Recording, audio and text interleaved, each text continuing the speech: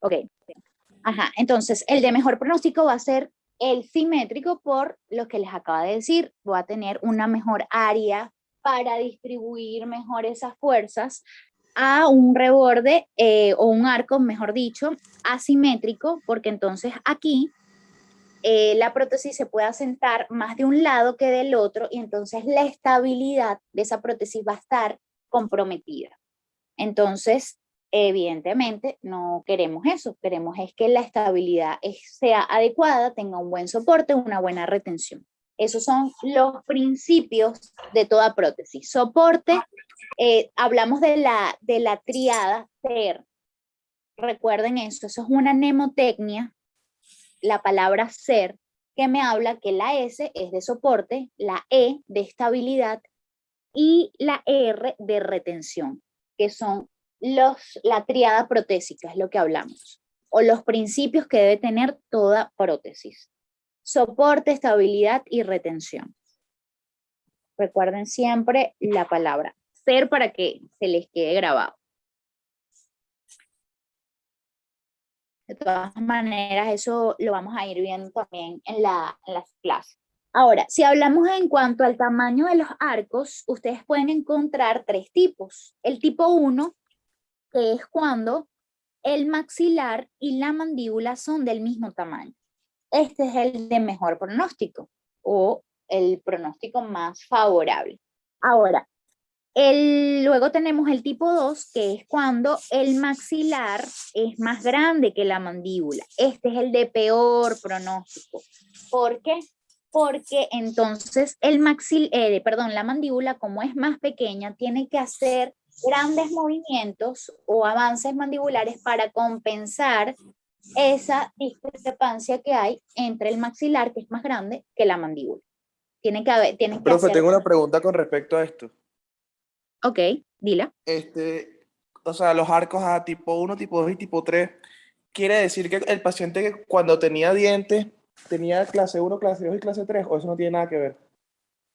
Sí, acuérdense que ustedes tienen dos tipos, o sea, cuando hay una clasificación, está la clasificación de Angle, que es la clasificación, la clasificación molar, la llave molar, llave molar y llave canina.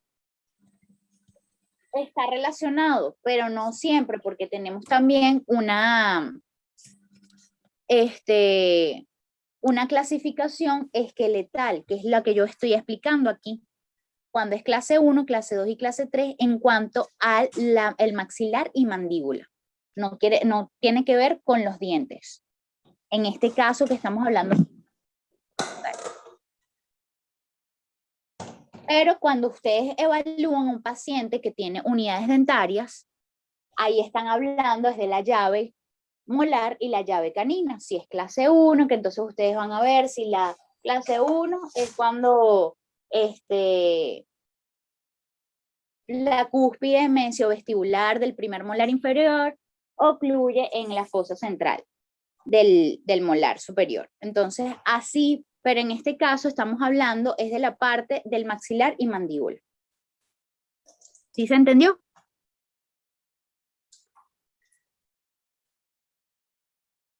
Sí, profe. Sí, profe. Okay.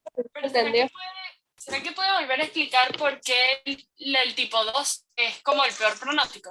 Porfa. Ok, vamos a eso. Ajá. El tipo 1 no hay ningún problema. El tipo 1 es el mejor porque, bueno, tenemos el maxilar y mandíbula de igual tamaño. El tipo 2, el maxilar es más grande y la mandíbula más pequeña. Entonces, es el menos favorecedor de estos tres tipos porque al ser la mandíbula más pequeña, tiene que compensar esa discrepancia con respecto al maxilar y tiene que hacer muchos movimientos, la mandíbula. Cuando el paciente esté hablando, cuando esté masticando, cuando tenga eso es cuando el paciente tenga la prótesis puesta. Entonces es desfavorecedor.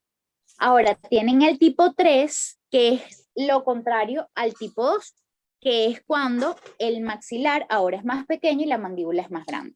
Esto es de pronóstico reservado. Entonces tenemos mejor pronóstico tipo 1, reservado tipo 3 y el peor es el tipo 2. Entonces, lo ideal es que sea un tipo 1, o sea, es el paciente como que ideal cuando ustedes lo vayan a rehabilitar. Sin embargo, si se les presenta tipo 2 y tipo 3, ya hay que hacer otras cosas, o sea, no hay que hacer otras cosas, sino tener en consideración ciertas cosas cuando ustedes vayan a tomar los registros intermaxilares, que eso es una clase que vamos a ver mucho más adelante, para poder colocar los dientes artificiales.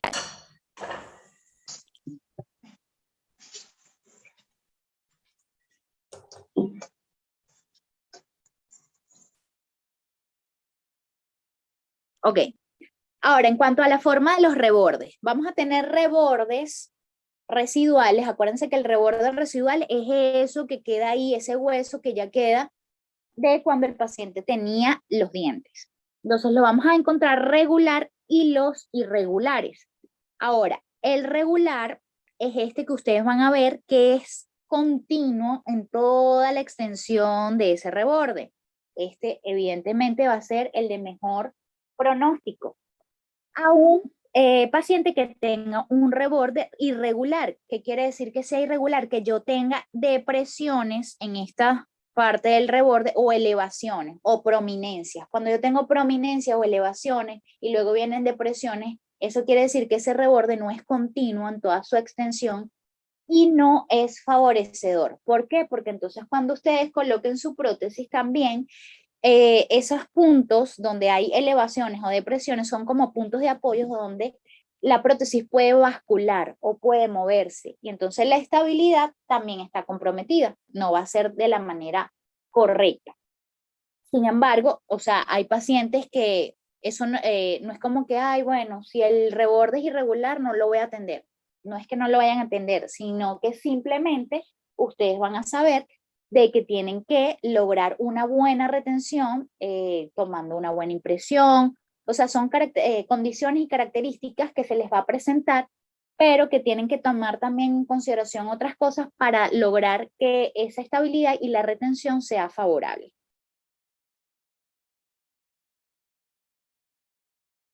Ahora, en cuanto a la altura de esos rebordes, tenemos altos, medios y bajos. Altos son aquellos rebordes que no están reabsorbidos, cuando yo me refiero a rebordes altos, es que son bastante prominentes, son voluminosos, no ha habido reabsorciones, pues posiblemente puede ser un paciente que es o sea, se ha quedado sin unidades dentarias o es edéntulos desde hace poco tiempo y ustedes lo van a rehabilitar enseguida.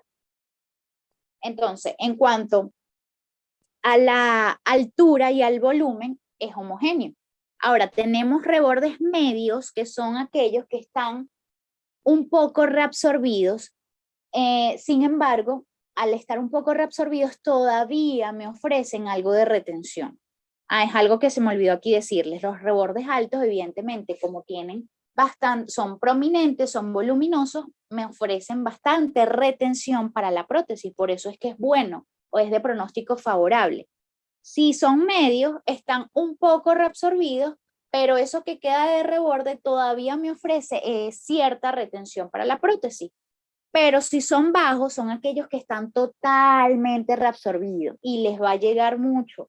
Créanme, cuando ustedes estén en clínica, vean un paciente edéntulo total. Generalmente los rebordes en inferior son bajos, están totalmente reabsorbidos o también son llamados rebordes planos. Aquí la retención sí está en juego, porque prácticamente si yo le estoy diciendo que el reborde es lo que me da a mí principalmente la retención, y si yo no tengo esa buena altura, no tengo no son voluminosos, entonces la retención es pobre, no me va a ofrecer tanta retención y la estabilidad, pues por supuesto también va a estar comprometida. Entonces, en este tipo de pacientes, ustedes lo que tienen que decirle, si es que realmente están bastante reabsorbidos esos rebordes, ustedes hablan con el paciente y le dicen, mire, de verdad nosotros lo podemos rehabilitar, pero no le aseguramos de que esa prótesis quede totalmente retenida. Puede que usted sienta que se le mueve un poco cuando hable, cuando mastique.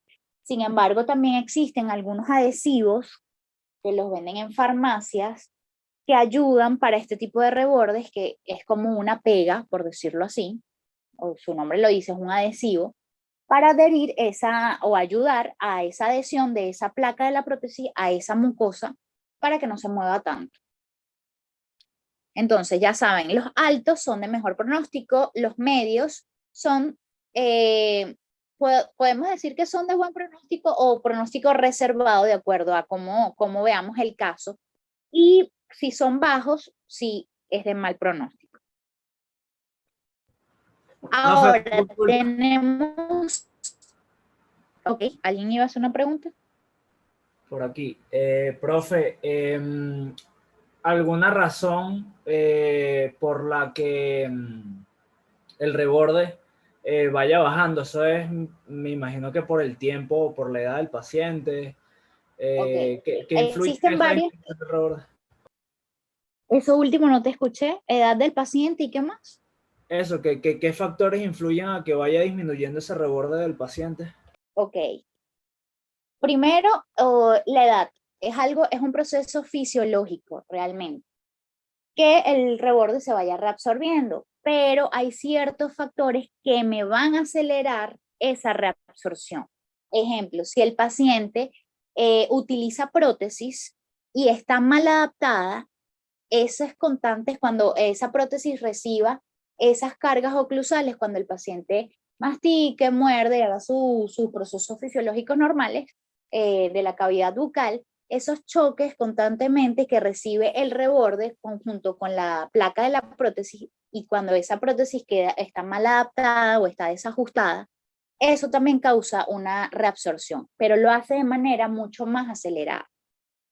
También, si es un paciente que ha estado mucho tiempo edéntulo y no ha sido rehabilitado, entonces el paciente intenta comer, porque bueno, algunos sí lo logran, otros no, comen de todo con esos rebordes, entonces también todas las fuerzas caen sobre el reborde residual y hacen que también se vaya reabsorbiendo mucho más rápido.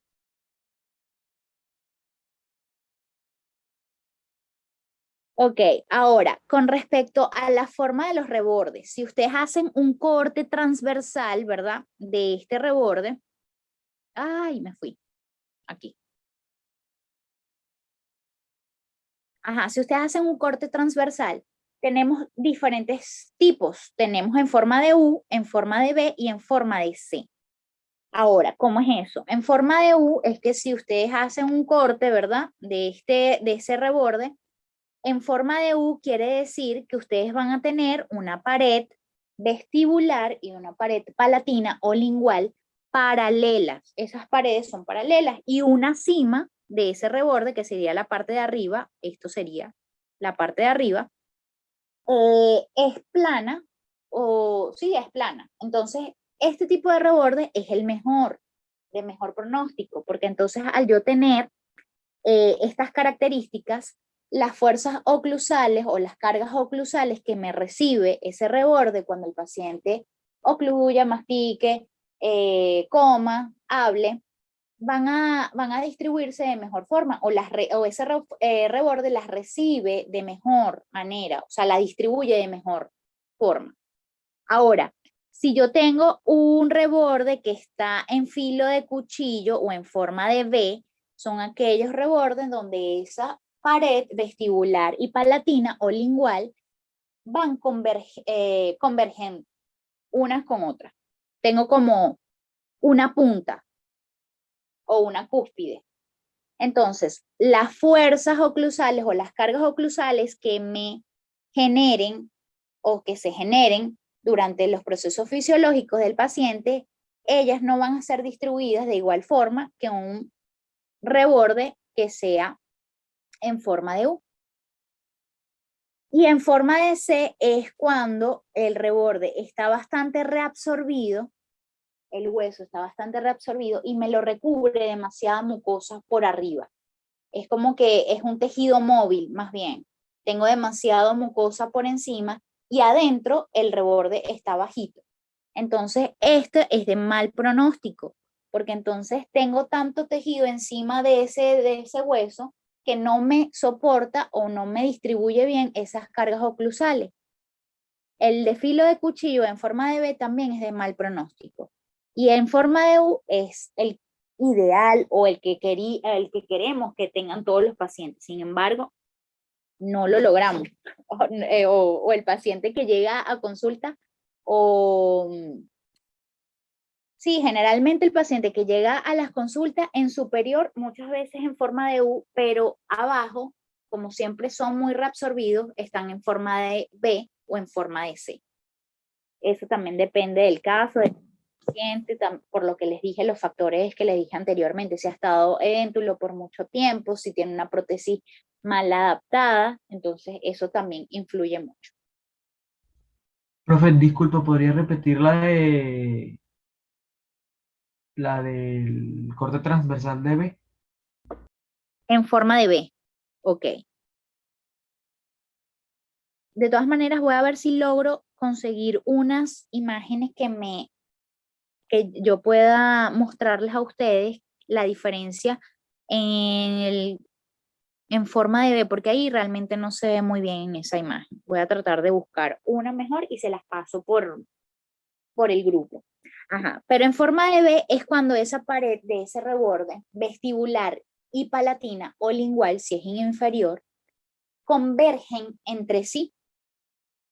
Es decir, que me forman como un triángulo o una cúspide entre ambas. Entonces las cargas oclusales que recibe ese tipo de reborde no es adecuado, no se va a distribuir de manera correcta en toda la extensión de ese reborde. Entonces, por eso, la estabilidad y la retención de la prótesis va a estar comprometida. Porque si un paciente que tiene los rebordes en forma de U, yo les dije que la pared vestibular y palatina o lingual son paralelas entre sí. Entonces, que sean paralelas entre sí esas dos paredes, cuando las cargas oclusales se generen sobre esas paredes de ese reborde, me las distribuye de mejor forma o de manera correcta en toda la extensión de ese reborde. Esa es la diferencia entre uno y otro.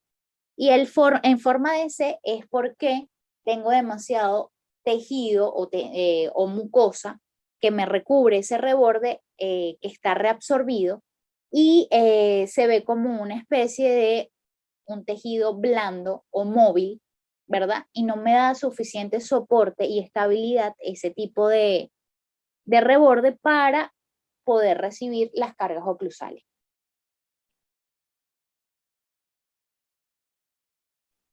Ahora, si vamos a hablar de la mucosa, vamos a tener tres tipos: la resiliente, la firme y la flácida. En cuanto a estas imágenes, realmente ustedes como que, bueno, no puedo distinguir bien una de otra porque esto es más a la palpación de esa mucosa que ustedes pueden notar la diferencia entre una y otra. De todas maneras, les voy a decir como las características de cada una para que ustedes sepan. Y cuando ustedes le toque, cuando atiendan en un futuro o cuando estén en clínica, a su paciente puedan diferenciarla. Una mucosa resiliente es aquella que tiene un grosor bastante adecuado, o sí, tiene un grosor bastante adecuado, es uniforme, y ella me va a actuar como una especie de amortiguación o de almohadilla para recibir esas cargas oclusales, porque tenemos el hueso alveolar residual, ¿verdad?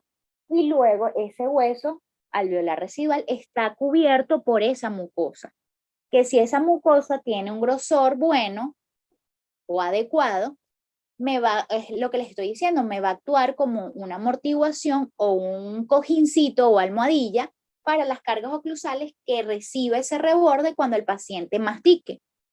A diferencia de un reborde, de una mucosa firme, la capa de esa mucosa o de ese tejido es delgada y está firmemente adherida al hueso. Entonces, no me actúa como amortiguación o de almohadilla cuando el paciente mastique. Entonces, la diferencia entre una y otra es el grosor. En una resiliente, yo tengo un grosor bastante voluminoso, esa mucosa no está totalmente adherida al hueso, me actúa de amortiguación y de protección para las fuerzas oclusales y sería lo ideal. La firme, la mucosa es delgada, está firmemente adherida al hueso y no me actúa como cojín o de amortiguación a las cargas oclusales. Entonces, cuando el paciente tiene este tipo de mucosa, ustedes tienen que evaluar bien de que en ciertas zonas se haga un alivio, y cuando hablamos de hacer un alivio es que la placa de la mucosa no contacte directamente, la placa de la prótesis no contacte directamente con la mucosa, porque si no le irrita al paciente ahí en esa zona, por el contacto directo o el choque directo que hace con esa zona, porque está ahí, no me amortigua las cargas oclusales, y entonces por eso es que también, como no amortigua esas cargas oclusales que recibe el reborde se va reabsorbiendo mucho más aceleradamente a que si tiene una mucosa resiliente.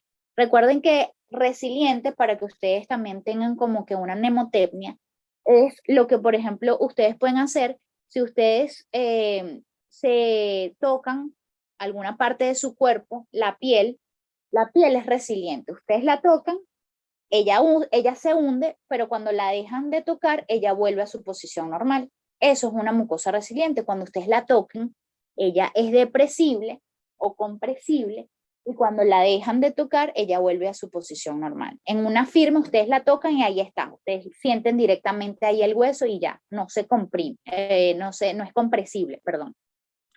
Ahora, una mucosa flácida es cuando ahora tengo demasiado volumen, pero exageradamente de mucosa, y el reborde está reabsorbido. Es lo que hablamos mucho de, por ejemplo, el reborde en tipo C, que tengo mucha mucosa encima de ese reborde y el reborde está bajito y esa mucosa es móvil.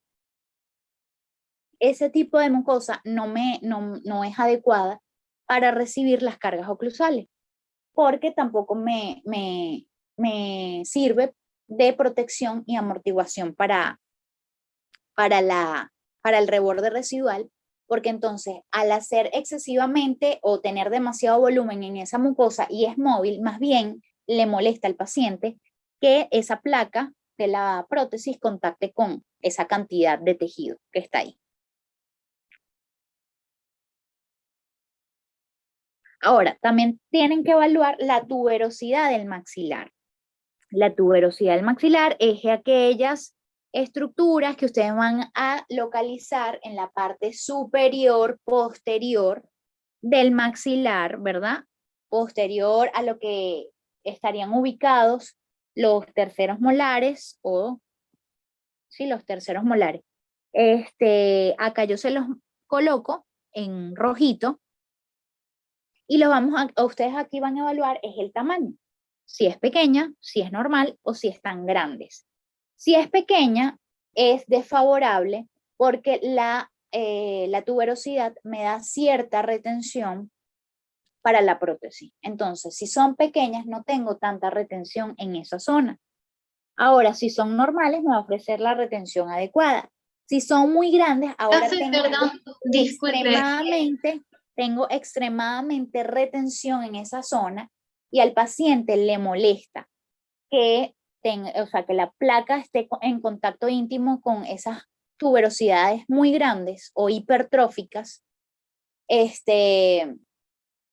al paciente le va a molestar. Entonces, que sean tan grandes tampoco es bueno. Ajá, alguien hizo una pregunta y no lo escuché. Sí, profe, yo quería saber, es que no escuché muy bien, si la pequeña era desfavorable, ¿cierto? Sí, es desfavorable, porque no te va a ofrecer retención. Y si es muy grande o son hipertróficas, te va a dar excesiva retención. Entonces, que te dé demasiada retención tampoco es bueno, porque entonces es lo que les estaba diciendo ahorita, que le va a molestar al paciente esa zona que contacta la placa de la prótesis con la mucosa de la tuberosidad. Lo ideal es que sea un tamaño normal. Gracias, profe. Ok. ¿Alguien más hizo una pregunta? Yo. Profe, ¿cómo se haría entonces en la pequeña que dice usted que no tiene buena retención? ¿Cómo haría Ok. uno para que, o sea, para solucionar eso, pues? Ok. Realmente que lo soluciones no, porque son estructuras anatómicas o condiciones que tiene el paciente en su boca. O sea, eso tú no lo puedes cambiar. Pero influyen muchas cosas para darte retención. La clase siguiente son las zonas de soporte y ustedes van a poder saber cuál es la zona de soporte primario, cuáles son las zonas de soporte secundario, o sea, quién te da la retención primaria, secundaria, para que ustedes puedan identificar que, bueno, por ejemplo, no tengo buena retención en posterior, en el maxilar, pero bueno, si todavía en anterior tengo un buen reborde, me ofrece o una buena retención. O si el paciente tiene una saliva, en cuanto a la cantidad y la consistencia adecuada, también es un factor favorable para la retención. Entonces, por ejemplo, si el paciente tiene de todas estas estructuras, una no es favorable, no quiere decir que entonces, ok, entonces mi prótesis me va a quedar toda mala. Tienen que saber que existen otras zonas que les va a dar retención para que ustedes no se vayan o no vayan a creer que solamente porque tener las tuberosidades pequeñas, ok, sí es desfavorable, pero si tengo otras condiciones que me pueden favorecer o me pueden ayudar a tener retención, ustedes pueden lograr tener una buena prótesis sin que se mueva. Ah, ok, profe. Gracias. De nada.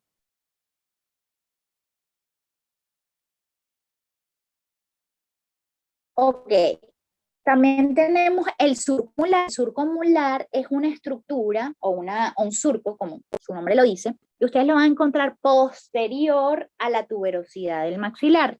¿Qué es esto que ustedes ven aquí? Detrás de esa tuberosidad del maxilar hay un surquito o una depresión.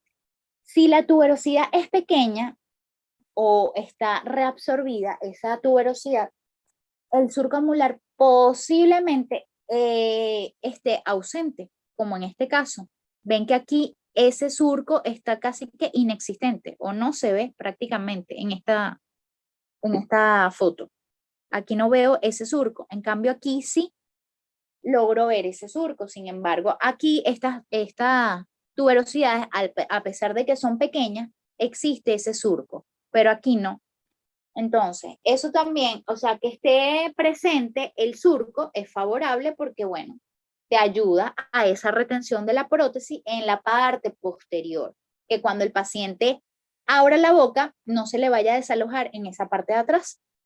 Pero si está ausente, es todo lo contrario. No tengo tanta retención en la parte de atrás. Cuando el paciente haga movimientos de apertura, puede que se desaloje un poco en esa zona, entonces no es lo ideal.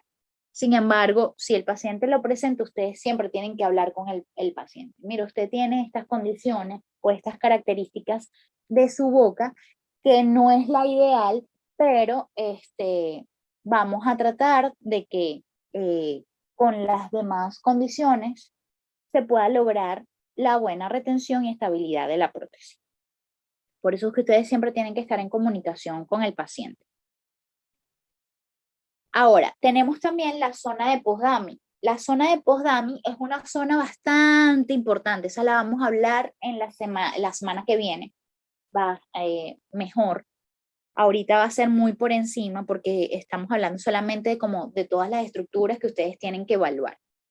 La zona de post-dummy es esa zona que es el límite entre el paladar duro y paladar blando.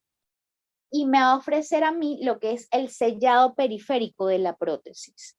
Es decir, que hasta ahí es donde se va a extender la prótesis en superior. La zona de post-dummy solamente es en superior. Y va a existir o existen 3 tipos, la tipo 1, tipo 2 y tipo 3. La tipo 1 quiere decir que yo tengo mi paladar duro y luego viene el paladar blando en continuidad.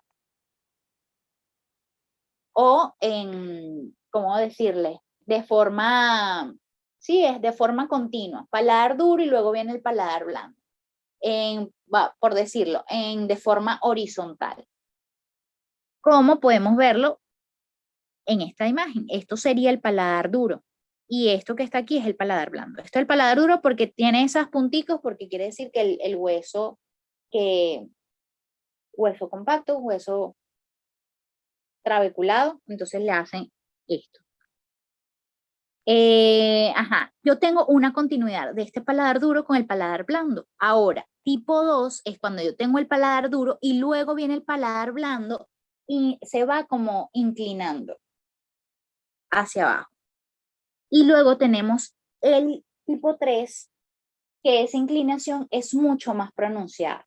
Entonces, hablan de que el tipo 1 es de forma continua, tipo 2 viene un plano inclinado y tipo 3 es casi que muy cerca al ángulo de 90 grados. No llega a un ángulo de 90 grados, o sea, paladar duro con paladar blando, pero casi cerca. Entonces, el menos favorable es el tipo 3, porque entonces esa extensión o sellado periférico posterior de la prótesis superior, para lograrla en un tipo 3 es bastante complicado. En un tipo 2 se puede lograr, sí se puede lograr, es un poquito más difícil que el tipo 1, sí. El tipo 1 es lo ideal, porque entonces ya ustedes van a ver como que esa continuidad y ya van a saber, no, bueno, hasta aquí es que yo voy a colocarla o se debe extender la prótesis total. Recuerden, zona de postdamming, o también llamada zona de sellado posterior. La deben investigar, porque esto es una zona bastante importante. Pero como les dije, la semana que viene vamos a estar hablando de ella con mejor, vamos a estar hablando más específico de esa parte. Luego tenemos los torus palatinos y el torus mandibular. Estos son crecimientos óseos, ¿verdad? O protuberancias de hueso que puede estar en el paladar o pueden estar en el piso de boca, como ven acá. Alrededor, o por lingual, mejor dicho, por lingual del reborde inferior. Ahora, ¿qué es importante que ustedes sepan del toro? Si está ausente o está presente. Si está ausente, perfecto, no me va a interferir en la estabilidad y en la retención de la prótesis y además al paciente no le va a molestar. Ahora, si el paciente lo tiene, es decir, que está presente, hay que evaluar es el tamaño de ese torus. Porque si es de un tamaño pequeño, tampoco es tan, o sea, no es desfavorable. Si es pequeño, de verdad no me va a interferir tampoco. Ahí lo que tenemos es que hablar con el técnico para decirle que les haga un alivio en esa zona para que no contacte la placa de la prótesis con ese torus, para que no le moleste cuando esa prótesis esté asentada. Y no hay ningún problema. Pero si es de un tamaño grande, porque aquí esto es de tamaño pequeño. Esto es tamaño pequeño y ahí se puede rehabilitar sin ningún problema. Pero si es muy grande ese crecimiento óseo, entonces ahí es el problema. El paciente debería pasar primero por una cirugía preprotésica, eliminar ese hueso, ya eso es cirugía. Ustedes lo refieren a cirugía para que le hagan eso y luego es que le van a hacer la prótesis, porque entonces el asentamiento de esa prótesis no va a ser adecuada, entonces el soporte, la estabilidad y la retención están comprometidas. Y aparte les va a molestar al paciente. Luego tenemos la papila retromolar, que esto es una estructura que son como unas almohadillas que están posterior a lo que serían los terceros molares inferiores y ustedes la van a ver en diferentes tamaños, pequeña, mediana y grande. Es como las tuberosidades. En el maxilar, aquí es la papila retromolar. Entonces, si ustedes la ven pequeña, es también desfavorable, igual como la tuberosidad. No me van a ver hasta dónde se puede extender exactamente la prótesis. Si es normal, ok, ustedes pueden visualizar hasta dónde va a llegar la prótesis, pero si es muy grande, el problema es que eh, no debe estar asentada la prótesis directamente sobre esa estructura porque al paciente le molesta. Es lo único que tienen que tener en consideración. Y lo otro es que la papila retromolar es una estructura bastante importante para el sellado periférico posterior en inferior, que es la extensión de esa prótesis, hasta dónde va a llegar, hasta posterior. Les dije que en el maxilar es la zona de posdame, hasta donde ustedes deben evaluar hasta dónde se va a extender la prótesis. En inferior es la papila retromolar la que te va a definir la extensión de la misma. Luego tenemos la fosa retromiloidea, ¿verdad? Uy, ya.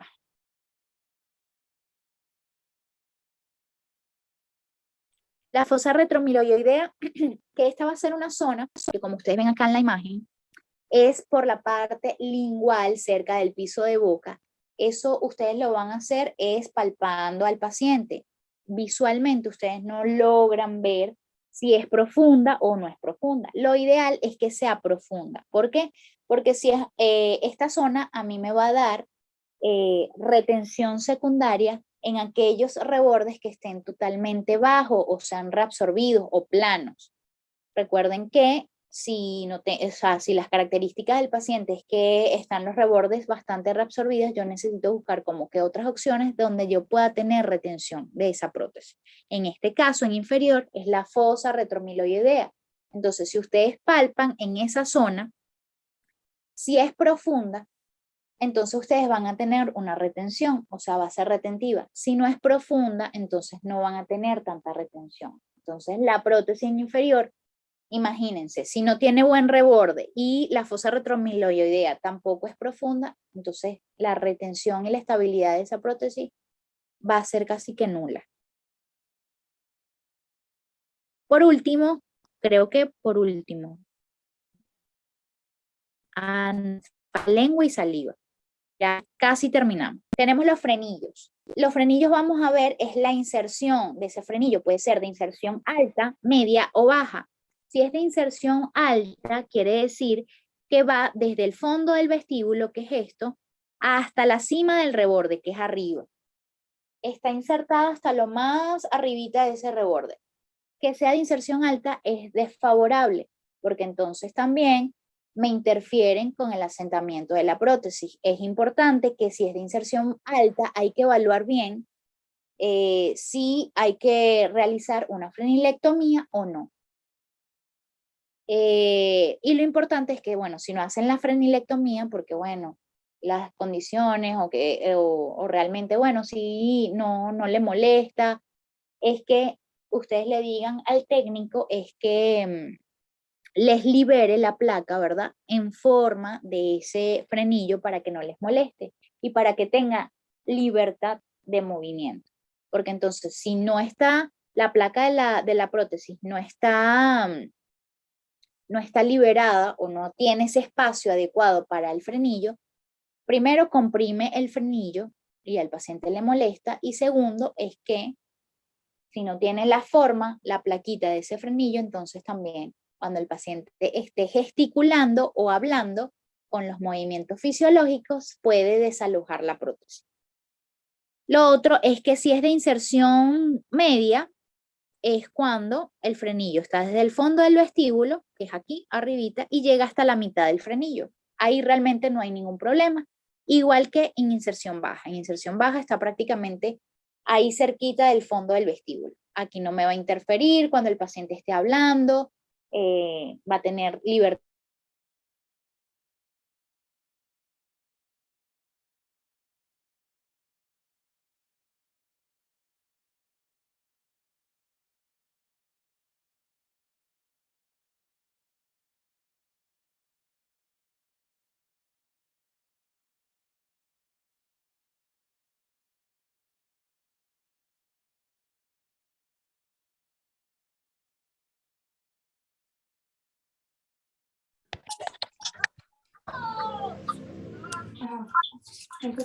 Por lo menos. Ajá, dice acceso. Tiene acceso, presenta acceso, o sea que está por un proceso infeccioso. Es que no. No.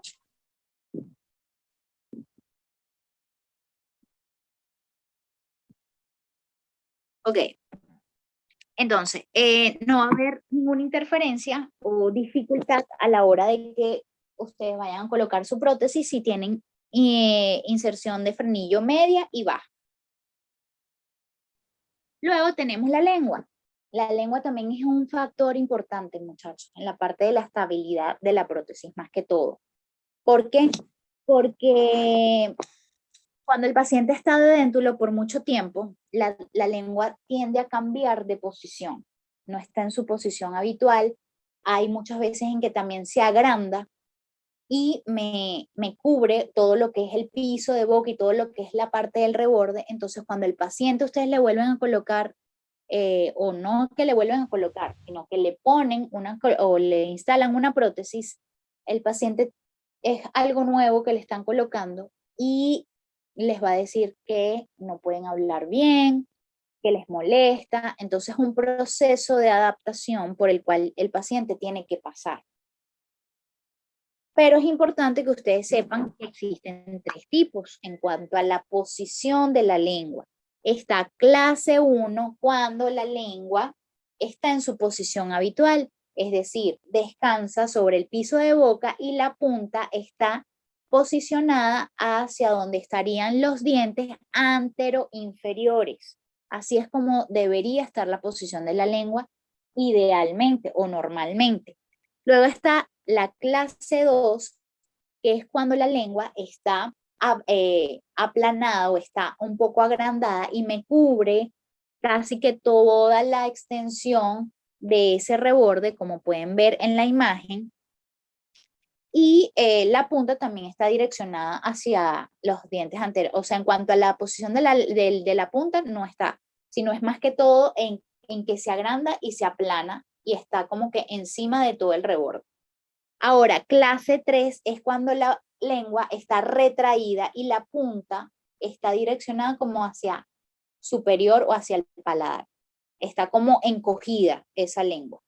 Entonces, cuando ustedes no tengan un paciente clase 2 o clase 3 en cuanto a la lengua, ustedes también le tienen que decir al paciente que es un proceso donde se tiene que adaptar nuevamente, porque es algo nuevo que tiene ahora en boca. Si duró mucho tiempo siendo edéntulo, no tiene, obviamente duró mucho tiempo sin sus dientes, sin tener algo alrededor de la lengua, entonces va a experimentar algo nuevo y algo que le interfiere con la movilidad de la misma. Por eso es que a muchos les va a decir que se les dificulta incluso un poquito para hablar, pero eso es algo de 1 semana o 2 semanas en donde el paciente se debe adaptar. Ahora sí. Profe, perdón, con respecto a la clase 3 de la lengua, no lo pude anotar bien. ¿Será que puede repetir rapidito la posición? Ok, la posición es que está encogida, la lengua está retraída. Esa es. Y la punta de la lengua está hacia arriba. No está descansando hacia donde estarían ubicados los dientes anteroinferiores, sino que es más hacia el paladar. Ok, listo, gracias. Profe, yo tengo una duda. Ajá, usted dijo que cuando el paciente está déntulo por mucho tiempo, la lengua puede cambiar. Pero entonces existe la posibilidad que luego de que se le coloque la prótesis, la lengua vuelva a su forma normal, por decirlo así. Sí, claro. Como les digo, es un proceso en donde ya el paciente se vuelve a adaptar. La lengua vuelve a su posición. Profe, yo tengo una pregunta también. Desde un punto de vista, digamos, saludable o lo que sea, un paciente que pasa tanto tiempo edéntulo sin nunca haber tenido una prótesis, porque existe, supongo, ¿cómo hacen para comer realmente? O sea, ¿cómo hacen para morder entre millones de comillas? Porque como no tienen unidades dentarias o solo comen cosas como papillas o compotas o no sé, me pregunto, pues. Eso es un punto bastante importante. Yo les a los muchachos que ahorita están comenzando en clínica de séptimo, yo les estaba comentando que a mí me llegó una vez un paciente que estaba así. Él tenía prótesis superior solamente, pero la prótesis estaba partida, entonces era prácticamente no la usaba porque estaba partida, no podía hablar bien, entonces bueno, y en inferior no tenía, entonces prácticamente no usaba esa prótesis, no era funcional. Entonces el señor estaba realmente experimentando problemas digestivos porque evidentemente la digestión comienza desde la boca, desde que el paciente empieza a masticar. Eso es un proceso fisiológico que ustedes lo han visto. Me imagino que en fisiología le tuvieron que haber dado eso. Entonces el paciente prácticamente se estaba comiendo y obviamente no puede masticar bien. Hay algunos que sí lo logran hacer, realmente no sé cómo lo hacen, pero la mayoría no puede masticar los alimentos correctamente. Entonces se traga, o sea, o por lo menos este paciente que yo le estoy comentando, muchos se tragan casi que prácticamente todo el trozo de comida y no lo están digiriendo de forma correcta. Y el señor también a la hora de ir al baño, de defecar, tampoco podía hacerlo, estaba de forma estítico. Entonces tenía problemas también intestinales, gastrointestinales, porque entonces no podía ir regularmente al baño a defecar. Entonces eso es para que ustedes vean que no es solamente, bueno, devolver sonrisas a un paciente de déntulo y ya. No, tenemos que enfocarnos más a la parte funcional, que es devolver la parte o la función masticatoria y la función del aparato estomatognático, donde el paciente pueda masticar, pueda digerir los alimentos correctamente, el paciente pueda hablar de manera correcta, porque también el paciente déntulo no puede, o la fonación está bastante difícil que pueda pronunciar ciertos fonemas.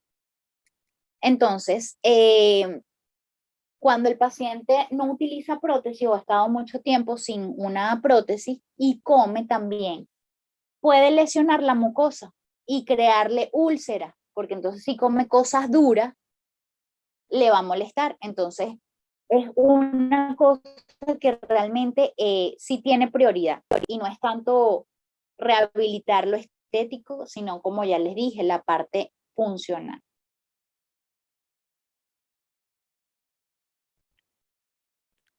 Ahora, nos quedamos en saliva. Chévere, profe, gracias. De nada.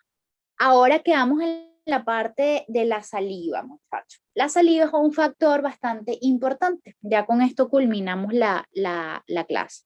¿Por qué? Porque la saliva, aunque ustedes no lo crean, me da retención para la prótesis. O sea, la saliva me va a actuar como un adhesivo para la prótesis. ¿Por qué? Porque ustedes van a tener la placa de la prótesis o la placa del acrílico de la prótesis, luego viene una capa de saliva, normalmente, que el paciente la tiene, y luego viene la mucosa. Entonces, la saliva va a estar entre esas dos estructuras, placa de la prótesis y mucosa que recubre el paladar y reborde residual. Entonces, ¿cómo me actúa esa saliva para la retención de esa placa a esa mucosa? La saliva tiene propiedades. Recuerden que ellas tienen mucina y tenemos también diferentes tipos de acuerdo a las glándulas salivales, las glándulas salivales mayores, glándulas salivales menores. Entonces cada una me va a dar un tipo de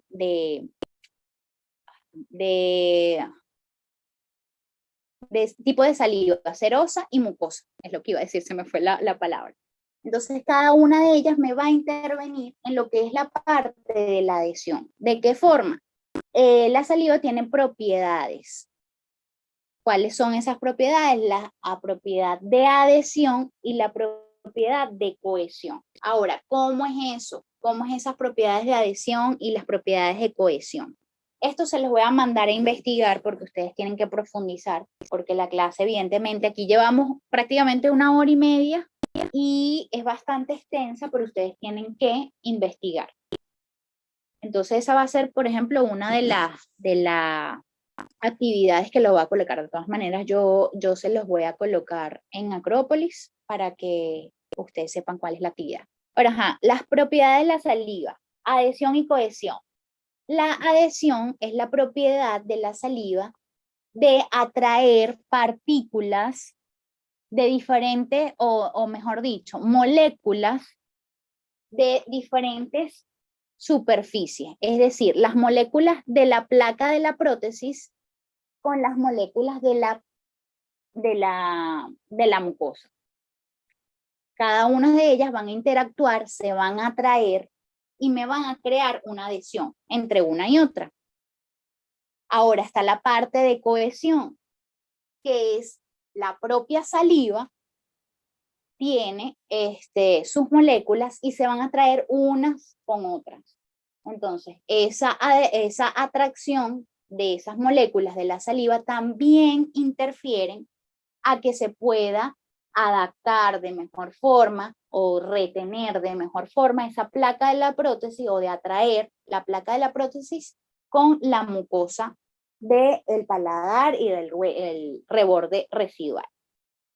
Se dice que la saliva tiene propiedades similares al agua. Yo siempre les pongo un ejemplo en preclínica sucede mucho, porque ustedes cuando están en prácticas, a ustedes les piden que lleven unas losetas de vidrio, ¿verdad? Para realizar la placa base, para realizar cubetas individuales. Eso lo van a ver más adelante. Me imagino que a partir de la próxima semana ya estarán empezando con sus prácticas. Pero vamos a darles un ejemplo. Si ustedes tienen 2 vidrios o las losetas de vidrio que les piden, ¿verdad? Y si ustedes cuando están lavando esas losetas de vidrio y, o sea, están mojadas, ¿qué pasa con esas losetas si ustedes las unen una con otra?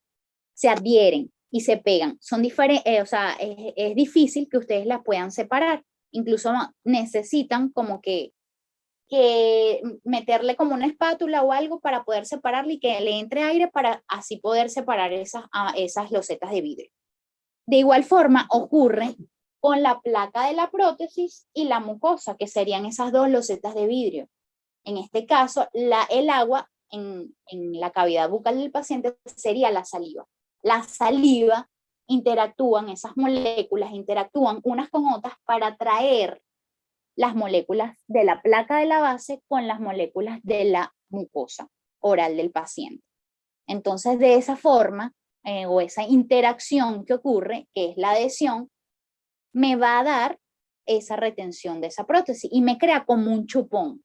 Cuando está totalmente adherida esa placa de esa mucosa, la placa de la prótesis con la mucosa, y no entra aire sobre esa superficie, yo logro una especie de chupón, que incluso cuando ustedes lo van a ver mucho más adelante cuando estén en clínica, cuando estén probando, por ejemplo, el enfilado, que es cuando están probando los dientes artificiales en boca con la placa provisional de la prótesis, ese chupón, usted incluso les va a costar sacarla cuando la estén probando en boca. Entonces tienen que decirle al paciente que trate de soplar un poquito para bajar y despegar esa placa de la mucosa con la placa de la prótesis, perdón, con la mucosa.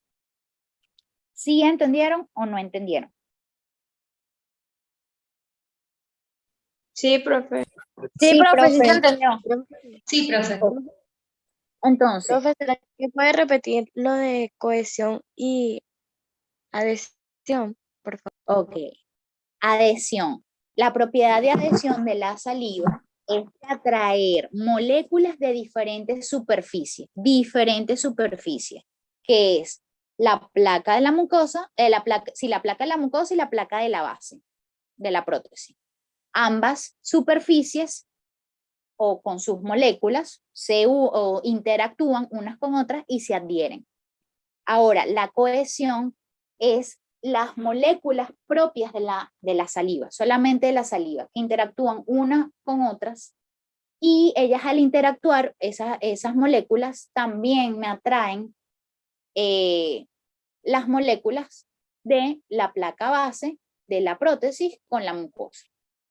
De igual forma, ya les dije, los voy a mandar a investigar cuál es la diferencia de adhesión y de cohesión en una prótesis total o cómo influye la saliva en prótesis total para que ustedes profundicen más esta parte, porque sí es importante que lo sepan, porque como les dije, la saliva tiene diferentes tipos de, tienen glucoproteínas, tienen, dependiendo del tipo de glándulas, están, como ya les dije, las glándulas mayores, están las glándulas menores, están las accesorias, entonces cada una de ellas te va a dar un tipo de saliva, si es serosa, si es mucosa, o hay unas que son mixtas, entonces cada una de ellas te va a dar o te va a proporcionar esa propiedad ideal de la saliva para atraer o para dar esa adhesión de la placa de la prótesis con la mucosa.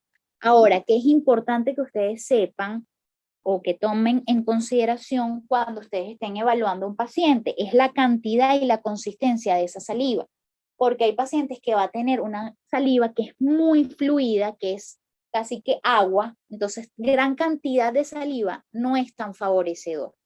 Primero para la toma de impresión, porque entonces el paciente está ahí todo, se babea todo, entonces el material de impresión te lo desplaza, no se registra, a lo mejor les va a dificultar un poquito para registrar bien las estructuras, entonces no es un factor favorable.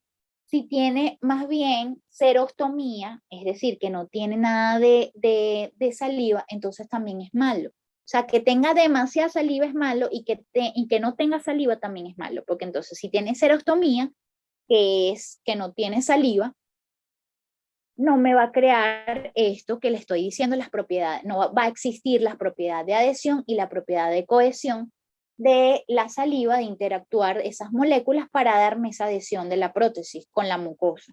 Y aparte que también la saliva va a intervenir o me va a dar una protección a esa mucosa, porque entonces imagínense, no existe la saliva entre la placa de la mucosa y la placa de la prótesis, entonces hay contacto directo entre una y otra, entonces cuando el paciente mastique y o ejerza las fuerzas oclusales habituales, al recibir esas cargas, entonces se irrita esa mucosa. La saliva también te da parte de protección o de lubricarte la mucosa para que no se irrite precisamente cuando el paciente esté masticando. Entonces, si no tiene, ocurre eso, que puede haber irritación de esa mucosa. Y entonces le causa dolor. Y no te da adhesión de la placa de la prótesis con la mucosa.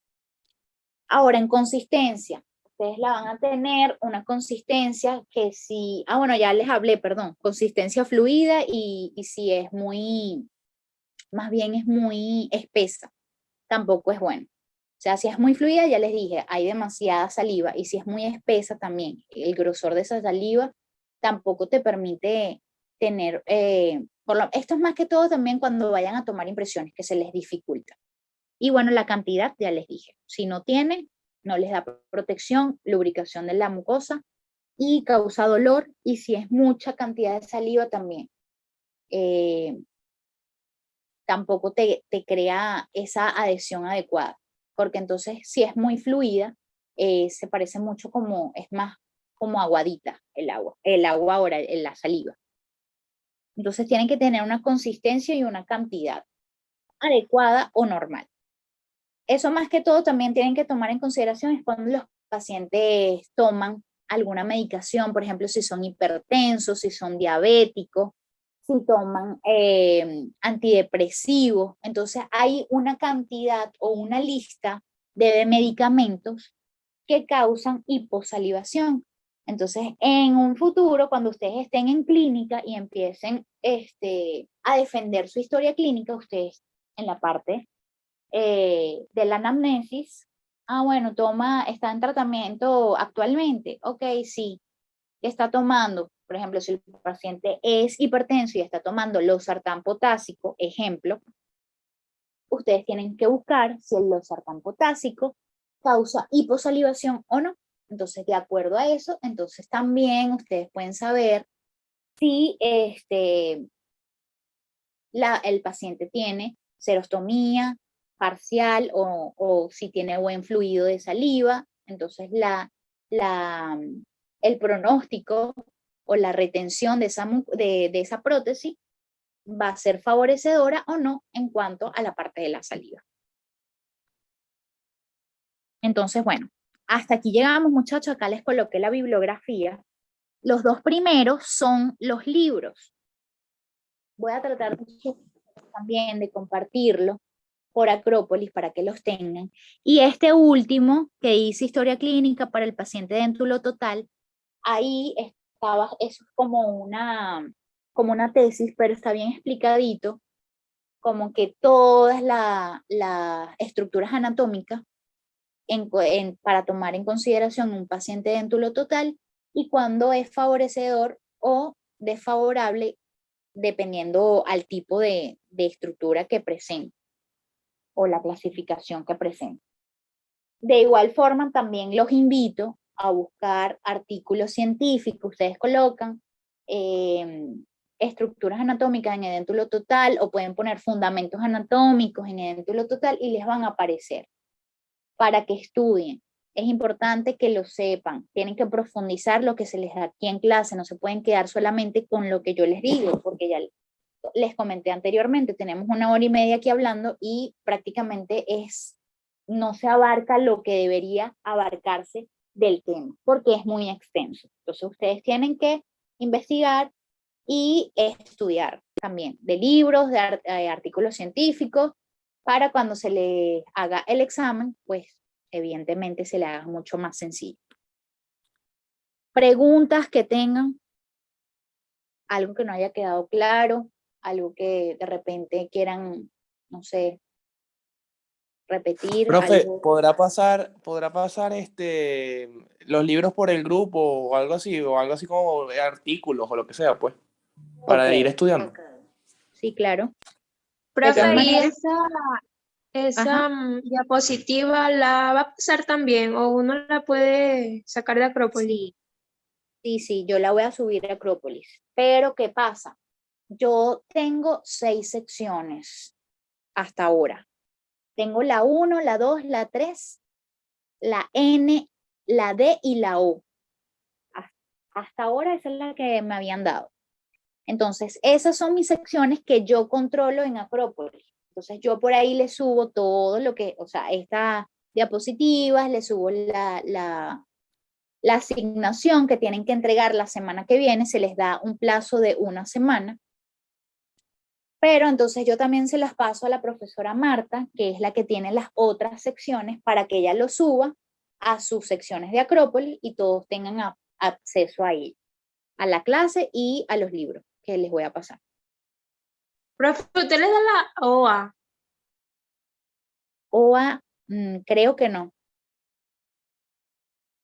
Creo que no. Tengo que revisar. Lo que pasa es que al principio, o sea, hasta ahora me habían dado 6. No sé si me incorporaron otra sección. Ah, ok. Porque en mi Creo horario que- me parece que me tocaba hoy, o sea, clase hoy, pues. No, es que estas son clases para todos los de quinto. Ah, ok. O sea, ustedes todos los miércoles, todos los de quinto semestre van a ver la misma clase. Lo único es que, por ejemplo, cuando vayan a presentar los parciales o, por ejemplo, la profesora Marta, con los que creo que la OA la tiene la profesora Marta. Entonces, de repente ella le coloque una asignación diferente a la mía, ¿me entienden? Eso es lo único que va a cambiar, pero las clases sí van a ser iguales para todos. Ah, ok, profe. Gracias. Profe, ¿usted siempre le dará la clase a todas las secciones? ¿O se turnarán? No, nos vamos a turnar. Yo voy a dar todo lo que es prótesis total y la profesora Marta va a dar lo que es prótesis parcial removible. Ah, ok. Bueno, muchachos, otra pregunta que tengan o quedamos claros. Igual Profe, forma, si tienen, o sea, de repente ahorita, bueno, no tengo una duda, pero cuando estén leyendo o algo así, pueden escribir al privado por Telegram. Por Telegram pueden escribirme, o si es algo que es de la clase, o sea, pueden escribirlo en el grupo para que todos manejemos la misma información, o sea, se aclare la misma duda para todos. Profe, ¿el viernes tendremos clase de nuevo o va a ser solo los miércoles? Clases, pero teóricas. Sí. Solamente los miércoles, una vez a la semana. Ah, ok. Y lo de las prácticas sería que para la semana que viene, o sea, comenzarían la semana que viene. Hasta ahora tengo entendido que sí, van a arrancar la semana que viene las prácticas. Pero ahí sí tienen que esperar el cronograma que se los pase la profe Lilian, que es la coordinadora. Ella también está en el grupo y bueno, les hará llegar el cronograma de cuándo les va a tocar a cada uno su práctica. Ah, ok, profe, gracias. Y bueno, la lista de materiales que tienen que estar pendientes de lo que tienen que llevar en cada práctica.